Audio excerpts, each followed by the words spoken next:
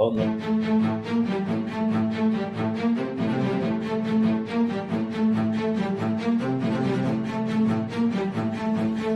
Welcome to the Rig on Wheels show featuring MVT, the show built for professional truck drivers. Bringing you the latest insights, hot jobs, and tips to keep you moving forward.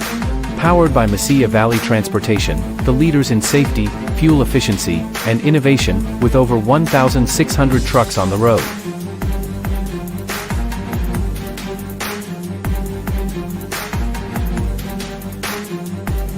Let's hit the road together. This is the Rig on Wheels show featuring MVT. Hey everybody, happy Tuesday. It's the last Tuesday of the month. I feel like in a minute we're going to be saying it's Christmas time. It's flying by. Yes, it really is. I remember when I couldn't wait till it was 2025. Now I'm like, oh my goodness, Q1 is about to be over in a minute.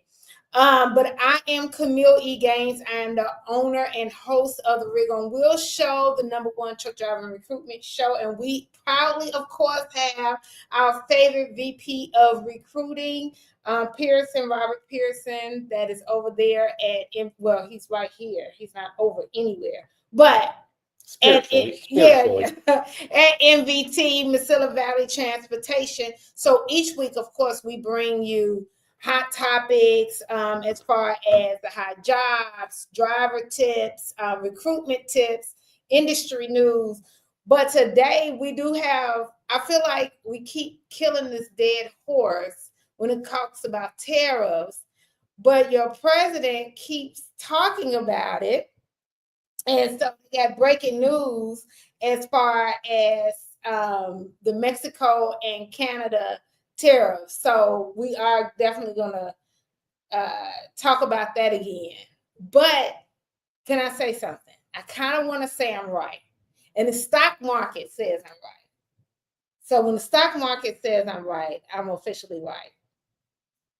Okay, so I think it was BBC. It was one of the stuff they was talking about stock stuff. And you know how ABC News, it pulls up everything in the morning. So it might have been yesterday or the day before, but it was saying that Trump really was losing his negotiating thing, not with the people, but when the stock market, you know, they shock value and they don't know what's going to happen. Yeah. Well, things are staying steady because they feel like he keeps throwing out tariffs, and the only tariff that actually has been sticking is what he put that 10% on with China. Yeah. But so they're feeling like him just saying that is just something he's saying for negotiation purposes, which I understand. But in the stock market, they're kind of just saying, he just doing too much. We're going to just stay steady. We're not going to go. Well, we're still up for the year. We're down this last week, which is more of a correction. Right. We're still up on the year. Yeah, no, it's not. I'm not saying that things are going down. Yeah. We can't do that. We don't need to lose any money. Okay. But so don't say that, Pierson. I'm just don't say that. We're manifesting all great things. What I'm saying is the whole shock value with him doing these things as far as the negotiations and stuff like that, it's just not giving the same as it normally. Yeah, there's a lot of uncertainty right now. Like I said, we're still up for the year. We're down over the last week. There's a lot of corrections. Some of the stocks are overvalued right now based off of what their market cap is versus their normal size. And we won't get into too much of the technicalities on that end. Right. Because it would be a long conversation that would make this a 2-hour podcast. But with that said, things are relatively well. There's a certain level of uncertainty, and we see that not just in the stock market, but I'll kind of lead into the spot markets, what we're seeing there too. We're in a wait and see status. There's not really a leading indicator if we're going to go down, if we're going to go up. If you look at the spot markets, available loads were up 1%, available trucks down 2%. Given our size and scale, that's nothing. Dry van was down 5 cents. Flatbed was up 2 cents. Reefer was at 7 cents. If you look at the fuel's holding steady. I mean, the 2 cent raise is not even worth talking about. Sitting at 369.7, up a little bit over 3 weeks. But with that said, at the same time, gas went down 2.3 cents. So between the spot market, the stock market, and the fuel prices, we seem to be in a state of wait and see. I love Doge. That's going great. I could not be happier about that. But the tariff part of it, and I'm a libertarian. Why do you feel that you're happy about those? Well, that's fantastic. So we're going to get that in next episode. We'll do that. But yeah. So the key thing here is from an economic standpoint. There's a lot of wait and see with a lot of things going on right now. What's going to happen with our foreign relations? What's going to happen with the tariffs? What's going to happen domestically with the federal government workforce, which is the federal government is the biggest employer in the country. Right. Yeah. We can argue about that being a good thing or not, because it's not always a good thing depending on what somebody does, but it is going to have an impact. And so we seem to be in a very wait and see status. I am encouraged about the second half of the year, though. As many customers are lining up now trying to work out 2-year negotiations on rates, means the sentiment, and that's all the economy is how do you and I feel about the economy? Right. What do we think about the future? Economically, we have really smart economists like Bob Castillo with the ATA, that they're really trying to read the tea leaves and go, us at home, are we going to make major purchases because we're confident in the future? Or are we not going to make major purchases because we're not confident in the future? The suspected thought process right now is that I read through, not Transport Topics, but the Wall Street Journal, was that most people, as they get their tax returns over the course of the next couple of months, are more likely to hold on to the money to see what happens next. Savings is a good thing because savings is ultimately one of the things that brings down inflation. So as you look at inflationary pressures, tariffs add to it. A lot of stuff right now would add to it. The more people save money and hold back, savings is technically what brings down the inflationary pressure that we felt as a country for the last 4 years, 5 years, give or take. And so it's going to be interesting to see over the next 3 months, 90 to 180 days. We're probably going to live in a very different world. Not you and I on our day-to-day function, but just overall in this country, live in a very different world. What I will say from a trucking perspective, be it if you're a trucker, if you're an executive, or if you're a partner of the industry, is to be adaptable. So you have to kind of come into the next several months with 3 or 4 different game plans. If this happens, I'll do this. If this happens, I'll do this. So as a professional on the road, as an example, I tell anybody, this would be the time that, look, good times look like they're going to be coming in about 6 months, but we still need to be real cheap, real stingy. Be frugal, not jump around, find homes, settle in. And when you find that job that gives you what you like 90% of the time, stick with it and become a professional at it. I agree. What I want to do right now is go to a quick commercial because we have some breaking news from MVT that I found. And so go to commercial and we'll be back in a few moments.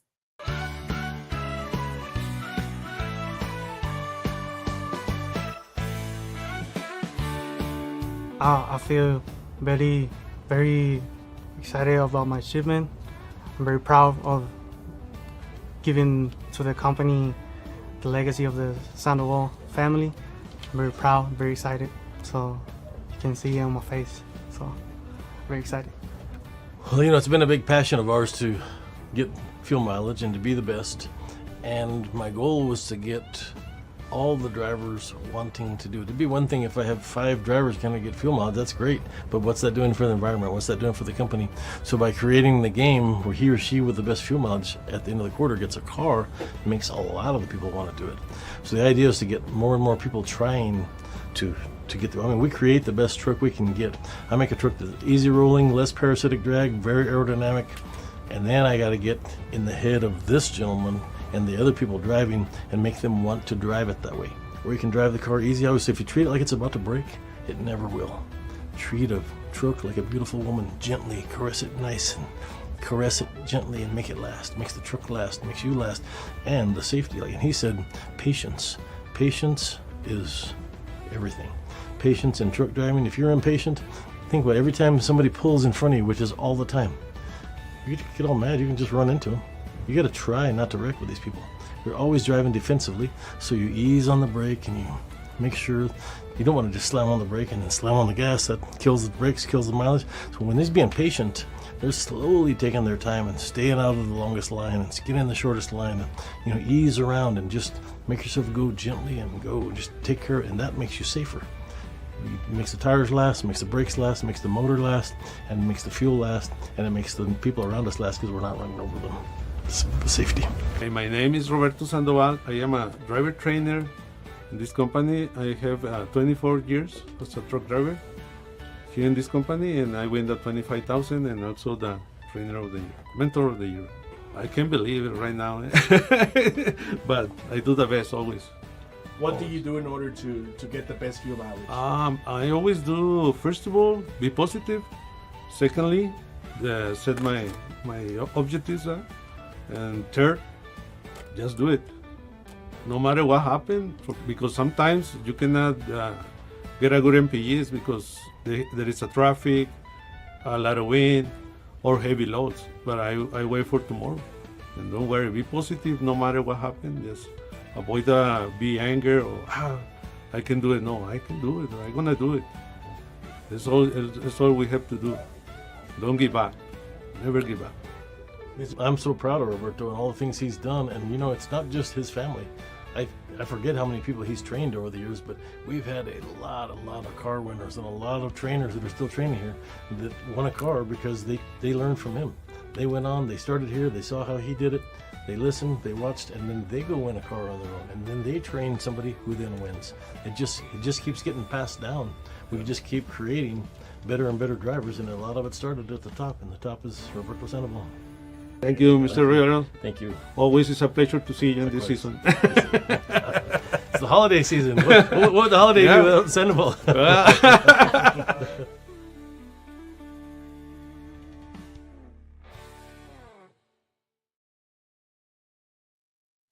Terrell, can you play the breaking news one that I emailed you, or are you not able to do that one? New this morning, you see them on El Paso roads often, and they also help drive the U.S. economy. Thursday was Driver Appreciation Day. This was all video taken at Mesilla Valley Transportation. The event featured family-friendly activities, food, entertainment, prizes. MVT is there celebrating a great first quarter of the year with employees and their families. They love these events. They come here, they bring their families, they have a great time, they take some food. If they're working, we give them the food to take out so they can keep working. Those hard workers deserve a day off, or at least a celebration. One MVT employee also went home with a brand new car. The company says it gives away a car to the best driver each quarter. So, who was the best driver with the perfect CSA score?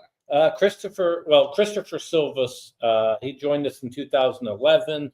Like we've talked about on here a number of times, comes from all walks of life. We've had people with as little as 9 months experience in the industry all the way to 30-year grizzled vets. This individual's been doing it with us since 2011. There's a lot of myth busting that has to go on here. Well, I don't have the right lane, or I don't have the right truck, or I don't have he runs to Southern California all the time. So he's dealing with Southern California traffic. He's dealing with the mountains, the terrain, the weather. And so he's one of those that it's really driver practices, it's behavioral patterns on the road. I'm sure he has days that are more challenging than others, but to be able to get over 12 miles per gallon going through Southern California on a weekly basis, he's definitely a professional. Yes, that's what I was about to say. Somebody is a professional driver. That is for sure. Wow. What color is that car? That looks white. Okay. That particular one, yeah. So I can't wait until MVT actually puts up their video on YouTube, and then we'll be able to show that. Normally we do driver appreciation in a later segment, but because the local news in El Paso actually featured MVT in the news segment, I was like, oh, then, if they did them as breaking news, of course, the Rig on Wheels show should do it as breaking news. I just thought, potato. Well, yeah, and we have a pretty good working relationship with most of the media sources there in El Paso, and as well as other markets across the country. They do a really nice job of covering us. That's not to say that they are working for us, because we're probably held accountable if something goes wrong. with that said, they do a pretty nice job. The city of El Paso and Las Cruces take a lot of pride in it. Between in October when we do our charity work with the golf outing that we do, our driver appreciation events, as well as just quite frankly the people that work within the company and the stories they have to tell. We tend to get a lot of positive coverage. Love it. I was like, oh, this is nice. Okay, so let's go back to these tariffs, and then I want you to get into your Doge. How do you pronounce that? Doge. Doge. DOGE. That I don't agree with, by the way. I'm not going to say I don't agree with it. I don't. Let's do this first. Okay. So the tariffs. So the president of the United States is saying that March 4th is when he's going to do the new tariffs on Mexico and Canada. And of course, is tied to the border security. I actually do agree with that. The part that is my cause for pause is because we need them, they need us type of situation. That's my only cause for pause. And when I say they, I mean the Canadian and Mexico. So because that's automotive manufacturing, food distribution. So that's the thing. But I do like the neighboring countries taking more of a responsibility of their southern border and their northern border. You know, like somebody else has to really do more than just the United States. Yeah, and I will point out there is a difference between immigration and illegal immigration. Yeah. And I'll say this from an MVT point of view on it. We have about 100 to 200 people a year that join us from overseas that join our company, Mesilla Valley Transportation. They go through a 3 to 5 year process. It is not something that you just get to show up one day and come in here. It's a 3 to 5 year process. You go through a vetting process, both with your home country as well as the U.S. And there's some patience involved. That 3 to 5 year process got slowed up for a lot of people with COVID as things got put on hold. But by the time somebody has got here, they're a value asset to the country. They are paying taxes right off the bat, including payroll and income tax. So with that said, I'm a fan of having more legal immigration. I'd like to see more people join our country. It helps us in a number of different ways. The issue here is from an illegal standpoint, there's a consequence to it that you don't get to tax the same. You don't know who's really in the country.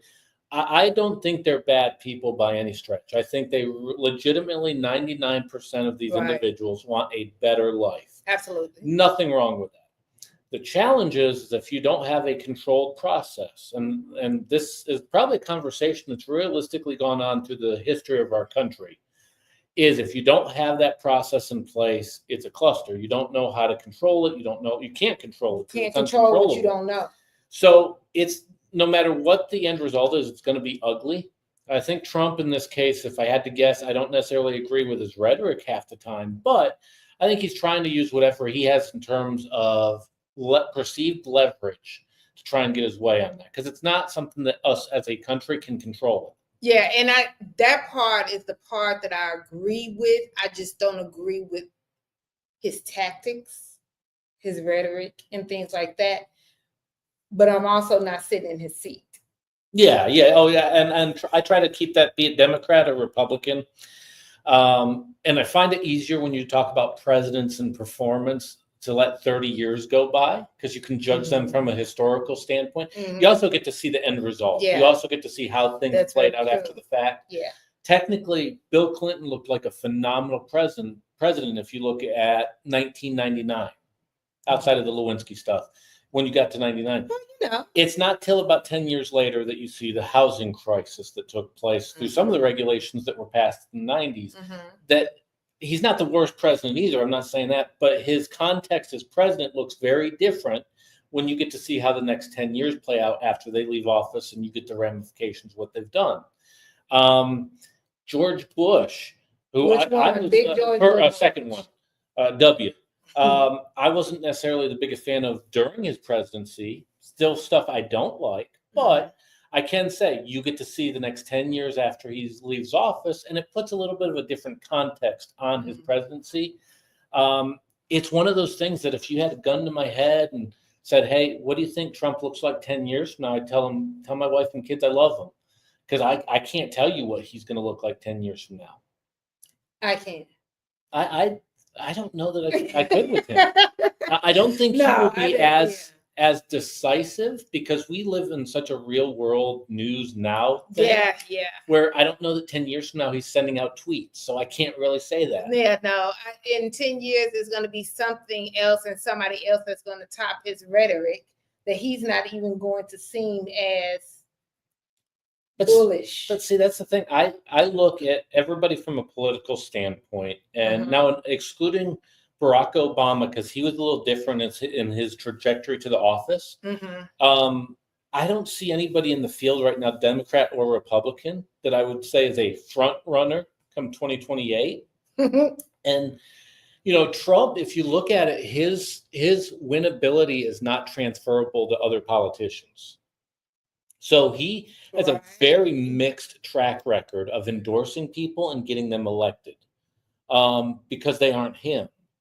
And so that's going to be the thing, is I don't know that we see another Trump in 4 years. But I also, and I used to say this to Larry as well, but I also feel that Trump and Obama had a lot of those similarities together, because both of their foundations getting to the presidency was different. Not that they were the same, but the way that they came about was different than any other president. Yeah, and it gets into some weird conversations, because Obama, kind of like Reagan, Reagan was known as the great communicator. Because if you agreed with him or didn't agree with him, you wanted to generally hear him speak. Okay. Obama, if you remember, one of the big critiques of Obama when he was first running is that he came off as a celebrity. That's what the right tried to push on him. He's a celebrity because his skill was going out there and giving a speech and being persuasive. You can't really look at somebody and go, they're going to be like that. You have to watch somebody give speeches for a couple of years before you're like, wow, he is so smooth. Well, you can't say that about hurt Hillary, because she was not smooth. No, Hillary is definitely a bad A. That's for sure. But too, and we can't say that Trump gives good speeches. No, but his speeches though is because I think he comes off to people as authentic. I didn't vote for Trump, but I get how some people. No, I get how some people voted for him. He comes off as authentic. Right, and I'm not even trying to be funny or be an a-hole about it. I actually do understand how some people did vote for him, and also he is a great marketer. Oh, he is. He is an awesome marketer. In fact, I plan on reading quite a few of his books because he is an awesome marketer.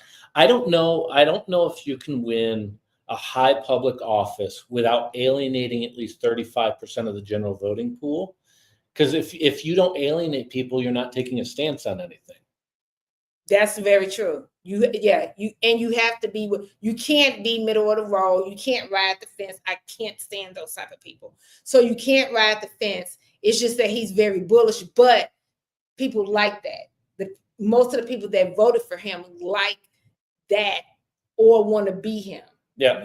That type of thing. So potato with that. I will just say 6 months from now, just like we talked about last week, I think we probably have a new list of concerns 6 months from now.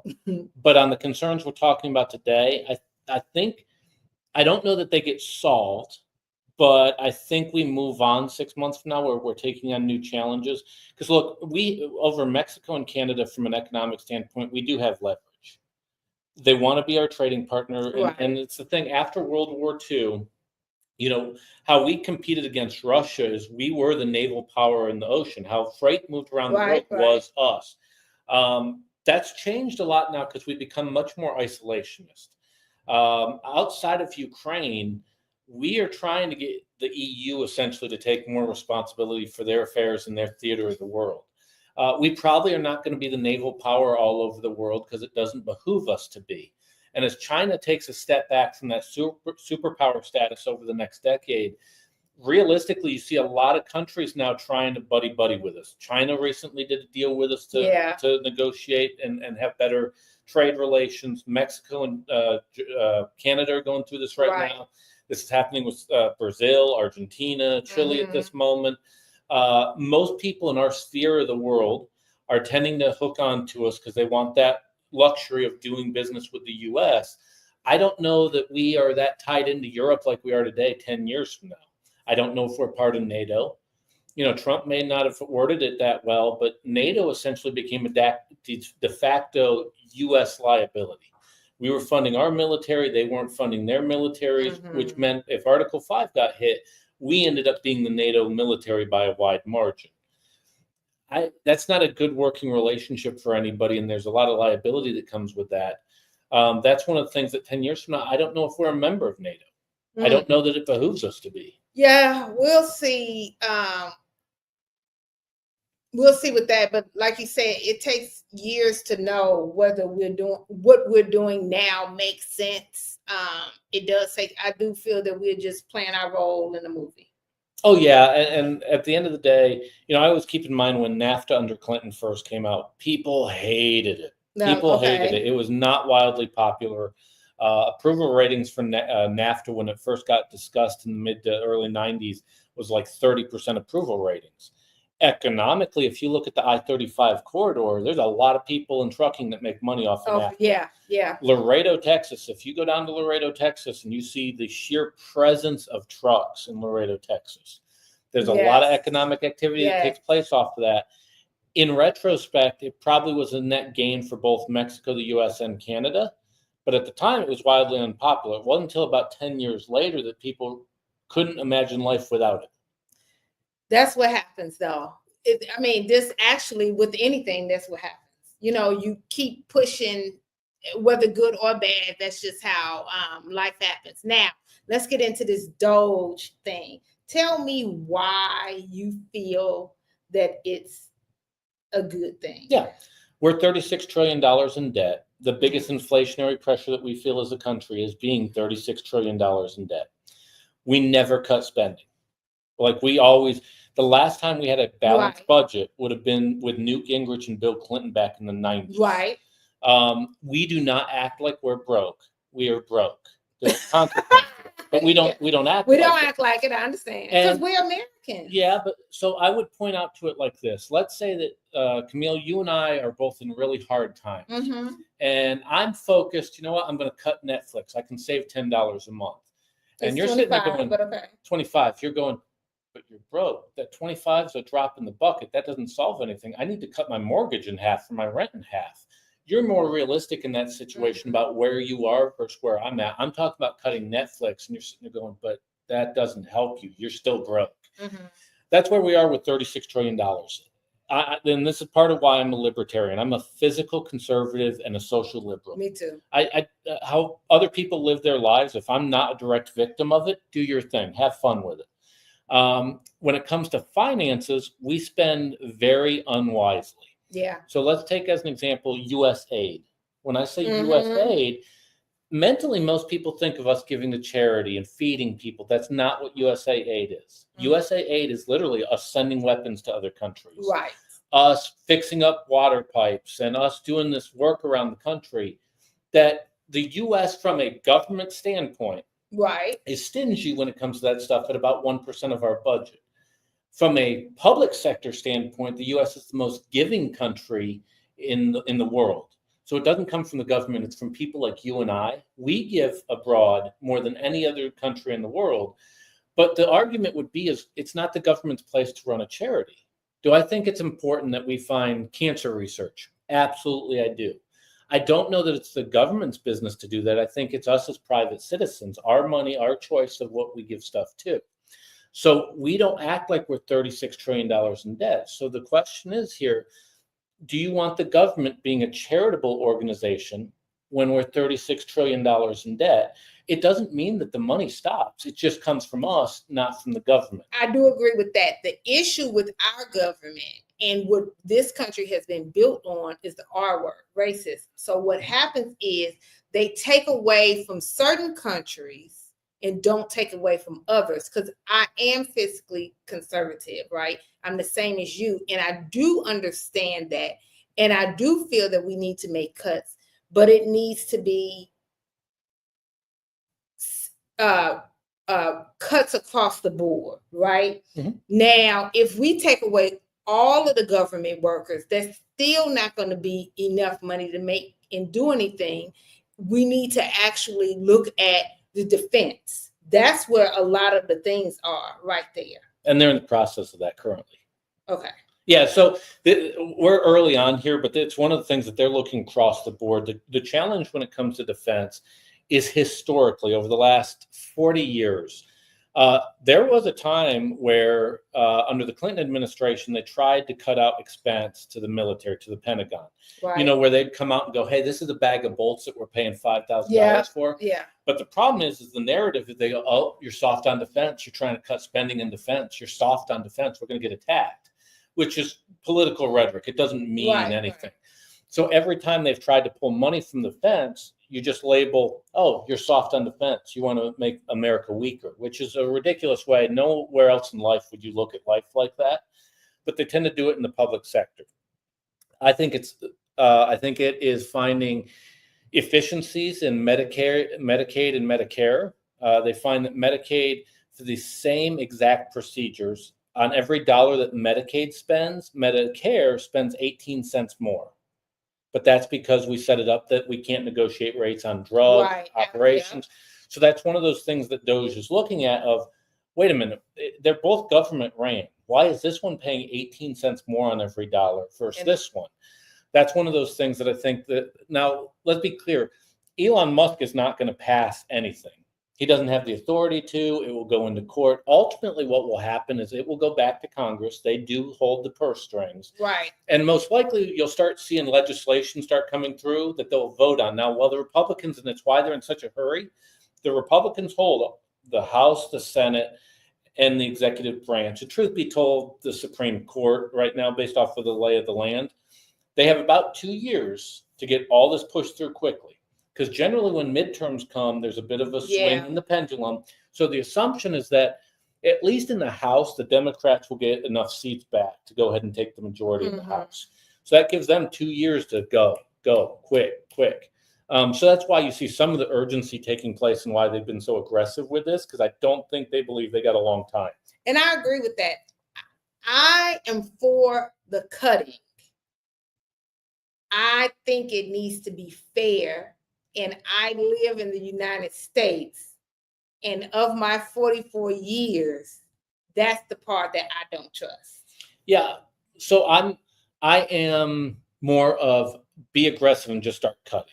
We're $36 trillion in debt. Yeah. And I'm with that. If we do it fairly, all the way to, if we're not giving to certain countries and all of that type of stuff, that's fine. Make it be across the board. Don't make it be that we're not giving to Black and brown countries, but we are giving to other countries. I don't know that we want us involved with that, though, because I'll give you an example. Over the last 4 years. But we should be. If we're going to be cutting government spending, it shouldn't be that they say this country can't have it, but this country can. It needs to be across the board. I don't think there's a lot of them that want it. And I'll give you an example. Over the last 4 years, we've not done any favors to Nigeria. And this is one of the things that Kamala Harris was intimately involved with. Right. Nigeria deals with terrorism. The group is Boko Haram. They're a Muslim terrorist organization over there. Right. We essentially got ourselves in, bankrolled the opposition, and now we have basically the next step to a dictatorship over in Nigeria. They're not quite down that pathway, but he's pretty authoritarian. He's there. He wouldn't be in office if it wasn't for Kamala Harris. Kamala Harris literally oversaw the efforts with foreign relations in Nigeria. Our intervention, even when we hand money, is not necessarily good. This was the hard part that I think we get in a conversation about with Iraq. Military-wise, we do a very effective job of winning a war quickly. We won the war military in Iraq. You can argue we didn't belong there, but military-wise in Iraq, the military part of it was like that in world terms. Country building is hard. Country building and saying we want to create a democracy. Democracy is one of those things you fight for. And we're kind of an experiment in the world. We're a young country. Right. We're very flawed. We are an experiment still in the very early stages. If you go to, it's not until you go to Europe or some other countries that you realize how young the U.S. is. Right, we are. When you're looking at buildings that are 1,000 years old and going, oh crap, we are not that experienced on the world stage. We have very mixed results when it comes to building other countries, building them up. In Egypt, Mubarak, who was a 40-year dictator, was in power because of us. We physically supplied them with money, finances to build them up into the country that we wanted them to be.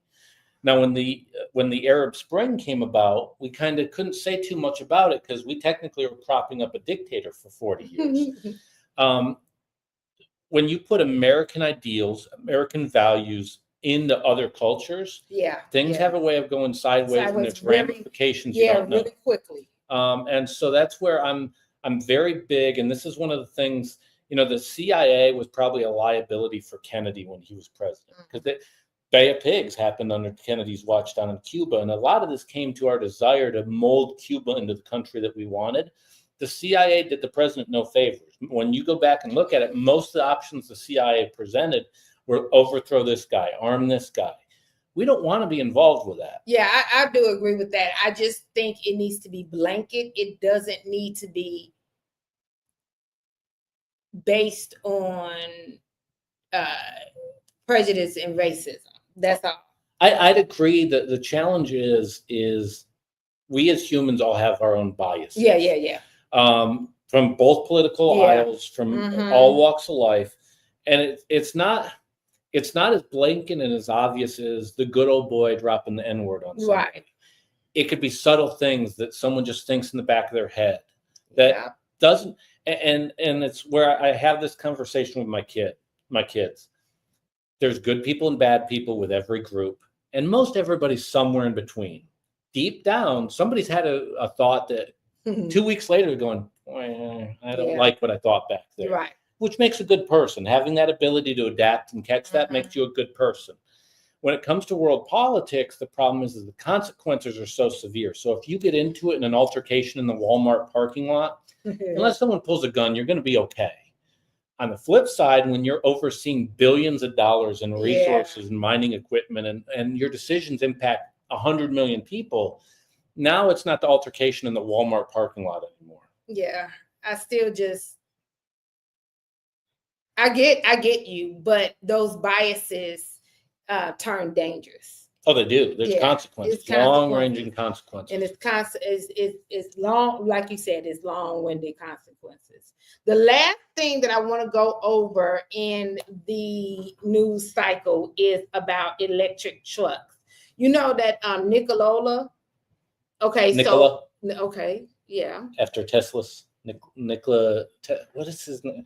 I corrected you on something. Now I can't remember his name. Yeah. Nicholas Tesla? Because you know I just made he's Tesla. He's named after Tesla. Okay. So they're filing bankruptcy after they were, valued at all of these billions of dollars. So that came out Wednesday of last week. So that was 6 weeks ago.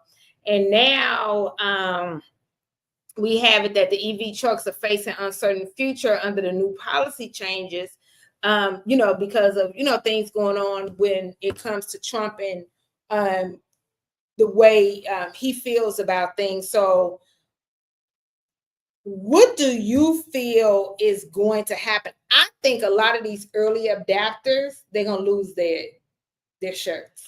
The hard part with anything is being first. Yeah.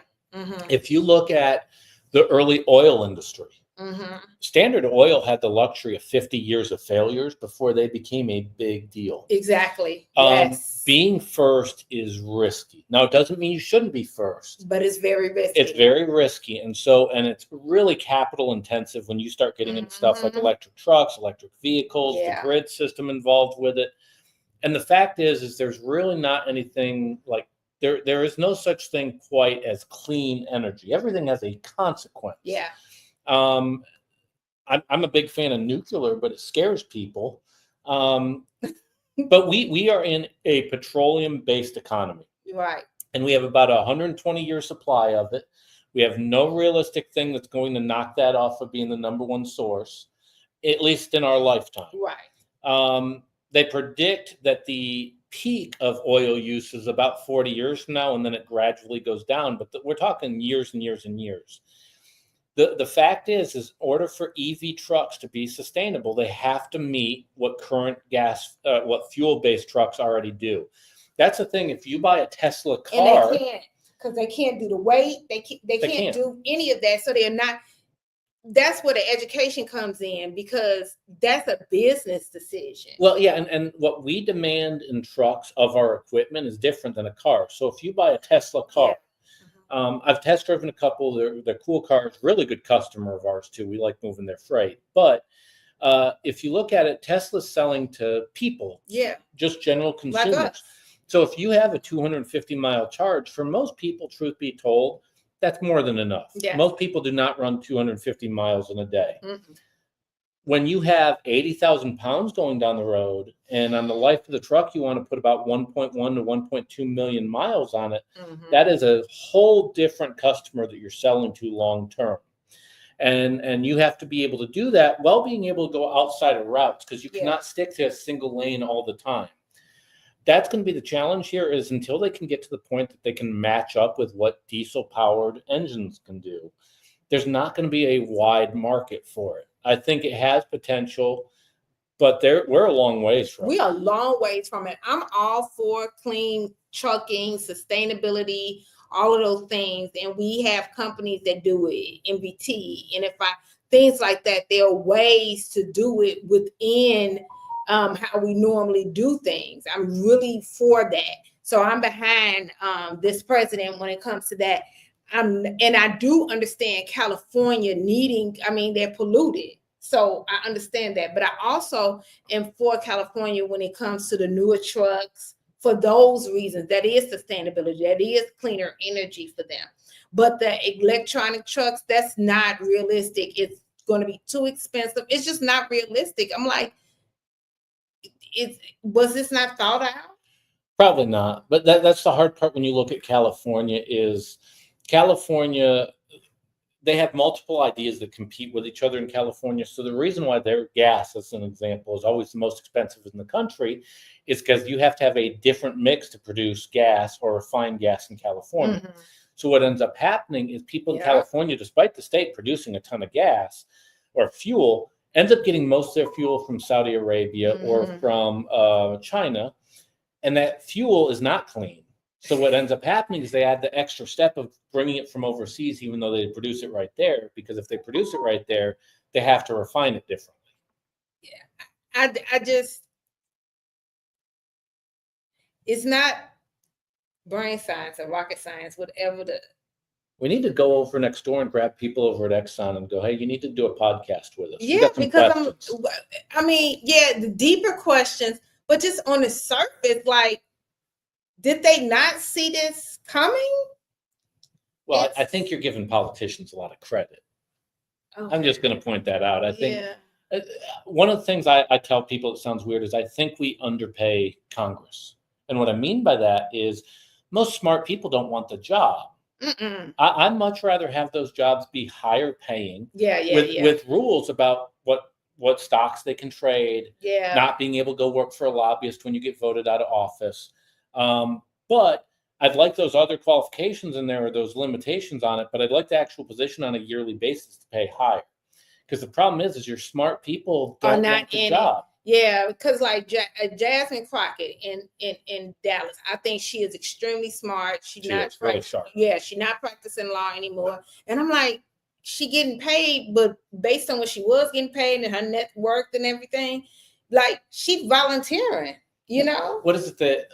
Is it 179,000 a year they get? Something like that. That's volunteer. Yeah, for your brain, your top 1%ers out there that can make a ton of money out there just because they have work ethic and drive and they're creative. They're not even making 200,000. Like no, and so it's not bringing your best and your brightest that are going to be making these decisions. That's why they say stuff like, we can take it outside and have a fight. You know what I mean? That's why they say things like that on the floor. But let's go ahead, go to commercial. When we come back, we are going to go over hot jobs. At Mesilla Valley Transportation, every driver is behind the wheel of a late model International LT, a truck that takes comfort, convenience, and safety to a whole new level. Join us as we explore the impressive features of this powerhouse on wheels. The open road is full of surprises, and sometimes that includes unexpected encounters with wildlife. But worry not, the International LT has you covered. The front end protection guard offers an extra layer of defense, protecting you from animal strikes. Drive with confidence, knowing that you're shielded from the unexpected. We all know how important it is to keep our batteries charged, and our International LTs have your back. The Cummins X15 is equipped with an auto start feature, ensuring that your batteries are automatically recharged when they run low on volts. It's a seamless process that keeps you powered up and ready to hit the road. Disc brakes and an engine brake provide reliable and safe stopping power when you need it most. You can have peace of mind knowing that you're in control. Safety is at the forefront of what we do. Our International LTs are equipped with top-of-the-line safety features to ensure your well-being while out on the road. These tractors are equipped with Bendix fusion protection, collision mitigation, and lane departure warning. Achieving good fuel efficiency deserves recognition. With the International LT, your efforts don't go unnoticed. When you consistently achieve impressive miles per gallon, the International LT rewards you with increased speed. It's a little extra motivation to keep you pushing for better fuel economy. After a long drive, you're ready for a well-deserved break. With the International LT, you can enjoy your rest period in absolute comfort. Thanks to its auxiliary power unit, you can keep the driver's cabin heated or cooled just the way you like it. No matter the weather outside, you'll always find your sweet spot within our International LTs. The International LT understands that comfort extends beyond driving. It's a space where you can truly feel at home. I'm a big guy, and I have room to move around in here. With plenty of room to spare, the International LT accommodates even the tallest drivers. And there's ample storage for all your clothes, cooking essentials, and tools, making life on the road even more convenient. Speaking of cooking, bring along your appliances and don't sacrifice any luxuries thanks to all of our International LTs being equipped with built-in inverters. Dry your hair, make a smoothie, or play a game, all from the comfort of your truck. We take pride in our well-maintained fleet.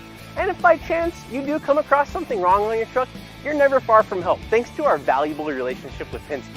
With more than 750 brick and mortar Penske shops nationwide, their expert team is always ready to assist you. From routine maintenance to unexpected repairs, they'll get you taken care of and back on the road in no time. And there you have it. Just a few things about this late model International LT that make MVT the place to be. Hey, before we get into the jobs, let's talk about the phone number first and the website right off the bat. So we're going to list some of the hot jobs. If you've watched this before, we talk about what the hot jobs are here. But with that said, if I mention a job or I don't mention a job that interests you, by all means, if you're looking for your next trucking job, your career trucking job, the folks that you're going to join for the long term, the folks here at Rig on Wheels work with about 40 plus clients around the country. Ultimately, they're going to talk to you about what your wants, your needs are, your desires are, what you want to be doing a year, 5 years from now. Call 281-968-3100. That's 281-968-3100, or visit rigonwheels.com. We're going to share some of what we have for MVT today. But if you don't see a market that we talk about or a city that you live in, can't emphasize it enough. You want to call that phone number. 10 Street, that does a lot of the applications around the country. You might see it as a driver as an Intella app when you fill it out. They say that the average driver, when they go into the job market, talks to 8 different companies. And when you talk to 8 different companies, you generally are going to spend 45 minutes a pop. Yeah. It becomes tiresome. It becomes long-winded. And quite frankly, you're talking to somebody, in many cases, that's biased. Their job is to talk you into a truck, be it the right job or not the right job for you. So the nice thing with Rig on Wheels, if you live in the right location, they may be able to give you 3 or 4 different options that fit right for you and your family. Because at the end of the day, many of you are not the lone decision maker. You may have a spouse, you may have children, a pet, some other extended member of the family that also is involved in that decision-making process. By calling that number, 281-968-3100, or visiting rigonwheels.com today, you'll be able to have a long-term career discussion rather than, hey, get my truck next week. Yeah, definitely. And Pierson, you summed it right up, because that's exactly what I say. We are not married to any company. We're driver centric. So the entire point is to make sure that we get you in the truck for the company that works best for you and your family. Yep. And there are a lot of times that we are able to put you in with multiple companies. And what we say is, out of these 3 companies, which one fits you the best? Because that is the one that we'll make sure that we push the most. But of course, we don't want to put, what's the saying, all your eggs in one basket. Yep. You know, that's how that goes. Now, with that said, I want to be one of those biased people and talk about the opportunities that we have for Mesilla Valley Transportation. Can we go ahead and let's start with Division 110? This is one of my favorite divisions. I like the length of haul on it. We have opportunities for solo drivers as well as pre-made teams. We're actively hiring out of Albuquerque, New Mexico, El Paso, DFW, and we can also include Memphis and Nashville now on that list. The average solo driver is making anywhere between $1,200 to $1,300 a week.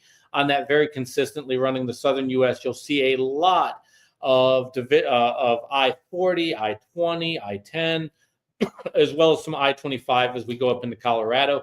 The teams on Division 110 are making anywhere between $3,600 to $4,200 a week. So exciting opportunities there if you live in Albuquerque, El Paso, DFW, and now introduce, bless you, sorry, Nashville and Memphis as well, despite the allergies. But yeah, Division 110 is a hot job for us. So by all means, if you live in one of those markets, let's talk. Let's talk about the next division. And I was worried because the sneeze normally comes in 2 or 3. Or 3, yeah. The next one. There we go. Division 210, our Southwest division here. I like that one. This is the division our last winner of the MPG bonus got, where he got the new car, Division 210. Actively working with people making $1,200 to $1,400 a week. We have openings in Phoenix, Arizona, Albuquerque, New Mexico, San Antonio, Texas, as well as Laredo, as well as teams out of El Paso. Folks running on this are going to see a lot of Walmart, Lowe's, Tesla, and a number, about 18 other customers that make up the mix that go into this regional division. Beautiful scenery, great running area, access to 2 of our terminals constantly. We have a major terminal out of Laredo as well as our headquarters out of El Paso. So you're going to get to see your dispatcher usually on a weekly basis, which is always nice with this. We do like that face-to-face interaction with our drivers, which makes a difference there. So Division 210 out of those markets is open right now. We could use about 10 people in that division. Let's go to the next division. Next division is Division 430. We've talked about it before. It's our stress-free division, best running area out of Jacksonville. If you live in Jacksonville, Florida, everybody and their brother is trying to send you to the Northeast. They're trying to send you up to 285 around Atlanta, which if you've driven Atlanta in a truck, there's nothing like being in that parking lot that's 285. Make sure on this one there, you're going to average about $1,100 to $1,300 a week and see a lot of I-10 going to Houston, down to Laredo, then back up to Houston and over to Jacksonville. Weekly home time, really comfortable running area. About 60% of our freight on this is made up of Lowe's, which continues to expand the business that we do with them around the country, but in particular with this division. They love our folks going in and out of their facility in Valdosta, Georgia. So if you live in Jacksonville, give us a call about Division 430. And last but not least, let's talk about Division 440. 440. I'll simplify all these lines and running areas here. So Division 440 primarily is going to be South Texas going into the Tennessee, Kentucky area or into the southeastern U.S. If you live out of Memphis, Nashville, Houston, DFW, San Antonio, have immediate openings for Division 440. This is also just opened up if you live out of Laredo, Texas. This division is going to be able to get you great home time, weekly home time at $1,200 to $1,400 a week consistently. We have some folks that are starting to approach $1,600, $1,700 a week when you start looking at our top 10% of the fleet on this particular division. Continuing to expand those, so Division 440 is going to be something that you want to look at here if you live out of Memphis, Nashville, Houston, DFW, San Antonio, and now Laredo, Texas. So we'll send an updated map to you folks here at Rig on Wheels so that you have that. With that said, if you don't see a division that fits what you're looking for or in a market that you live, again, make sure to call the number that's going to come on the screen at any moment now, which is 281-968-3100. We kind of like Empire. Yeah. Yeah, so 281-968-3100. And of course, you can go directly to the website at rigonwheels.com and fill out a driver application at the driver application link. And if you're following us on YouTube, Once everything is uploaded and the replay happens, there will be an application in the details below as well. So you can complete it right there, and it goes directly to one of the recruiters, and we will get you started in the process. But like Pierson says, let's say that for some reason you don't have enough experience, or you're not ready for the job at MVT just yet, or it's not in your area. We do have over 40 of the companies that we're contracted with, so we'll definitely try to get you in with a direct placement with someone else. Remember, our job is to get you placed as a driver at the company that works for you and your family. I will also point this out. We didn't talk about it with the hot jobs, but we do get the question quite a bit about recent graduates. If there's recent graduates out of Nashville, DFW, Laredo, or El Paso, Texas, we have current openings for recent graduates. So if you just got out of trucking school, you're looking to get with a trainer that's going to take care of you. All of our trainers are experienced. They have to have at least 18 months of experience, no tickets, no accidents, no late deliveries. You're going to be set up with a professional. So if you live out of Nashville, if you live out of DFW, Laredo, or El Paso, you can call the number on your screen there, and we'll also work with recent graduates as well. That's awesome. Good to know, because we always have recent grads that are needing jobs. So that's amazing. But just to let you know, for majority of MVT's jobs, you do need 6 months experience. So if you're not yet at the 6 months, we do have other companies for you.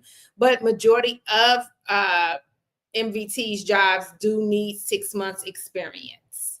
So we are at the bottom of the hour. And the next time we'll see them, it'll be in May, springtime, or at least in my mind, spring flowers. Or is that Mayflowers?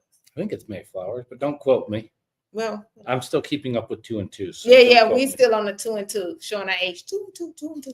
But so what is it? May, not May. Did I say May? Well, yeah, but Mayflowers is the saying, isn't it?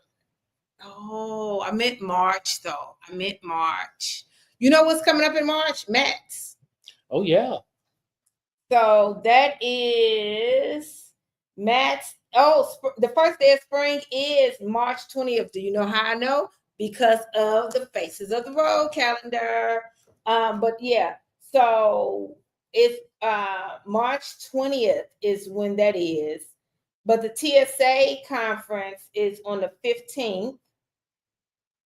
National Vehicle Maintenance is on the 1st. But MATS, which is the largest truck show, that starts on the 27th. So that's awesome. And March does start International Women's Month, Women's Business Month. Oh, cool. So all of that is in March. So March is a wonderful month.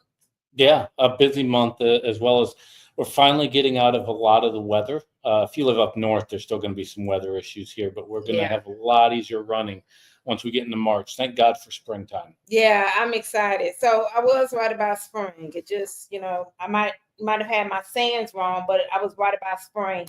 But so we have National Vehicle Maintenance on the 1st.